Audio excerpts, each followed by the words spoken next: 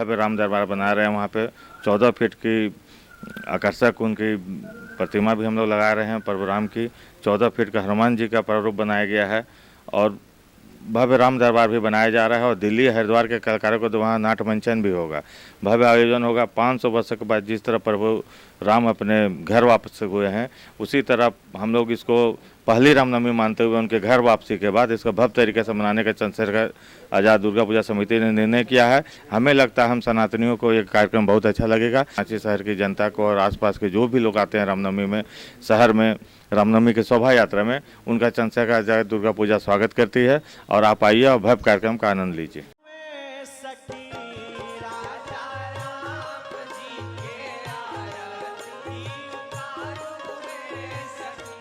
राजधानी रांची की पूरे देश को 500 वर्षों के बाद प्रभु श्री राम जी आए हैं, इसलिए रामनवमी की हार्दिक शुभकामनाएं। जय श्री राम।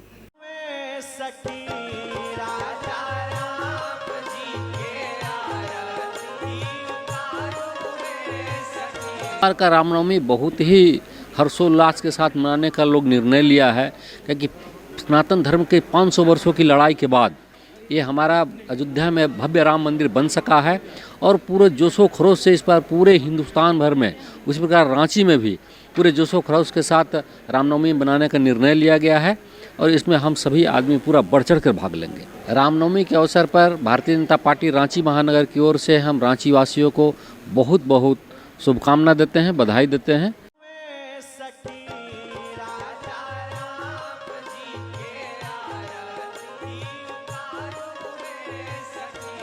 देखिए, रामनवमी हर वर्ष की तरह इस वर्ष भी महिलाएं काफ़ी धूमधाम से रामनवमी का जुलूस पहाड़ी मंदिर से निकाल के मेन रोड तक जाएंगी। और इस बार खास विशेष कर इसलिए है कि हम लोग जो 22 तारीख को राम मंदिर का स्थापना हुआ और वहाँ पे हम रामलला का स्थापना मूर्ति का हुआ, पहला रामनवमी होगा, तो इसलिए बहुत महिलाएं उत्साहित है, लोग उत्साहित है। पूरे उत्साह के साथ इस बार रामनवमी मनाया जाएगा।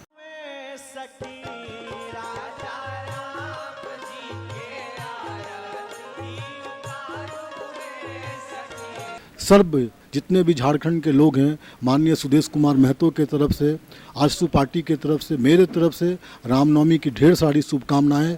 भगवान राम, भगवान हनुमान की कृपा से आपके घर में सुख समृद्धि शांति आए और आपके घर से रोग कोसों दूर रहे, ऐसा माननीय सुदेश कुमार महतो जी कामना करते हैं। श्रम नियोजन मंत्री सत्यानंद भोक्ता ने राजद के पूर्व नेता सुबोध पासवान पर गंभीर आरोप लगाए हैं। सुबोध पासवान को ठग बताते हुए सत्यानंद भोक्ता ने गरीबों से नौकरी के नाम पर ठगने का आरोप लगाते हुए नक्सलियों से साठगांठ की भी बात कही है। संविधान निर्माता डॉक्टर भीमराव अंबेडकर की प्रतिमा स्थापित करने के नाम पर भीड़ को उकसाकर अधिकारियों और जवानों से बदसलूकी कराने के आरोप में जेल गए राजद के नेता सुबोध पासवान की मुश्किलें कम होती हुई दिखाई नहीं दे रही है। प्रतापपुर पुलिस की ओर से आचार संहिता उल्लंघन और सरकारी कार्य में बाधा डालने सहित कई मामलों में गिरफ्तारी के बाद राज्य के श्रम नियोजन प्रशिक्षण कौशल विकास सह उद्योग मंत्री सत्यानंद भोक्ता ने सुबोध पासवान पर कई संगीन आरोप लगाए हैं। संगीन आरोप लगाते हुए मंत्री सत्यानंद भोक्ता ने उच्च स्तरीय जांच की मांग की है। सत्यानंद भोक्ता ने कहा है कि सुबोध पासवान खुद को राजद का प्रदेश प्रवक्ता बताकर सीसीएल में नौकरी दिलाने के नाम पर दर्जनों युवकों से लाखों रुपए की अवैध वसूली कर चुका है। इतना ही नहीं, सुबोध पासवान का नक्सलियों और क्षेत्र में सक्रिय अपराधियों से गहरी साठगांठ है। जब लोग पैसे का तगादा करते थे तो सुबोध पासवान बाउंसर का सहारा लेकर उन्हें डराता धमकाता था। मंत्री ने कहा है कि इस मामले में जल्द ही डीजीपी से मिलकर उच्च स्तरीय जांच की मांग की कार्रवाई करने की वो बातें कहेंगे।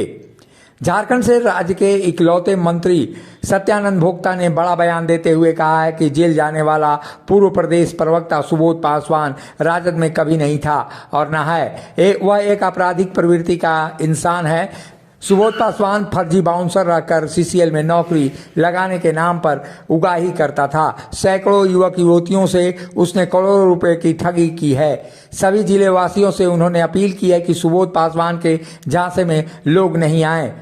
खुद को प्रदेश प्रवक्ता बताने वाले सुबोध पासवान के पास आय का कोई स्रोत नहीं है। उसका नक्सलियों के साथ गहरी साठगांठ है। नटवरलाल के तर्ज पर कभी फर्जी दरोगा, कभी डीएसपी तो कभी इंजीनियर बनकर ठगी करने वाले सुबोध पासवान के संपत्ति की प्रशासन जांच करे। मंत्री ने यह भी कहा है कि सुबोध पासवान का ठगी नेटवर्क राजधानी रांची सहित कई जिलों में फैला हुआ है। मंत्री के अनुसार सुबोध पासवान राजद की महिला मोर्चा प्रदेश अध्यक्ष रानी कुमारी सहित कई अन्य कार्यकर्ताओं से उसने लाखों रुपए की ठगी की है। जब लोग पैसे की मांग करते हैं तो उसके पास बाउंसरों का सहारा लेकर उसे डराया धमकाया जाता है। सत्यानंद भोक्ता ने यह भी कहा है कि इस मामले में जल्द ही डीजीपी के साथ मुलाकात करके वह उच्च स्तरीय जांच की मांग करेंगी।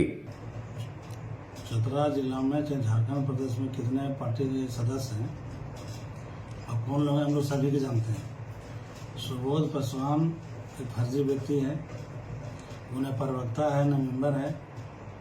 वो कोलवरी में नौकरी लगाने के नाम पर सैकड़ों युवतियों से बहुत पैसा ठगा है और जब तकादा होता है पैसा मांगने के लिए तो बाउंसर लेके घूमता है और उसको उग्रवाद अपराधियों से सांठगांठ है। उसका आय का स्रोत कुछ नहीं है और राष्ट्रीय जनता दल का वो बदनाम करने की साजिश करता है। पार्टी का कुछ नहीं है क्योंकि अभी आचार संहिता लगा हुआ है।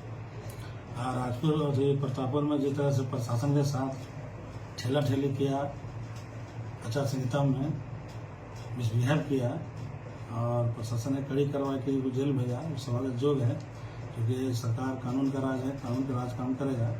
लेकिन आज के डेट में राष्ट्रीय जनता दल का सुबोध पासवान कुछ नहीं है और पहले कुछ था। वो ठग है, ठगता है और रोजी चलाता है। सत्यानंद भोक्ता के आरोपों के बाद सुबोध पासवान की मुश्किलें लगातार बढ़ती जा रही हैं। ऐसे में हो सकता है कि आने वाले दिनों में सुबोध पासवान पर उच्च स्तरीय कमेटी की जांच बिठाकर इस मामले की पूरी तह तक जाने का राज्य सरकार काम करेगी। ऐसे में राजद के अंदरूनी विवादों को फिलहाल थमता हुआ नजर नहीं आ रहा है और ऐसे में सुबोध पासवान जैसे लोग राजद की छवि को निश्चित रूप से खराब करेंगे। मुखर संवाद के लिए चतरा से bureau report. Mini London McCluskieganj प्रकृति की गोद में बसा ड्रीम डेस्टिनेशन आपका कर रहा है इंतजार। आइए अपने यादगार लम्हों को बिताइए ड्रीम डेस्टिनेशन में। राजधानी रांची से महज 50 किलोमीटर दूर आपका अपना ड्रीम डेस्टिनेशन। जब टूटती है आस, जब थकती है सांस, जब रूठते हैं अपने, मुंह मोड़ता है जमाना, जब अंगड़ाई लेता है संकल्प, फिर बनती है कहानी, बनते हैं अनमिट निशान। देखिए मेरे साथ संघर्ष की दास्तां।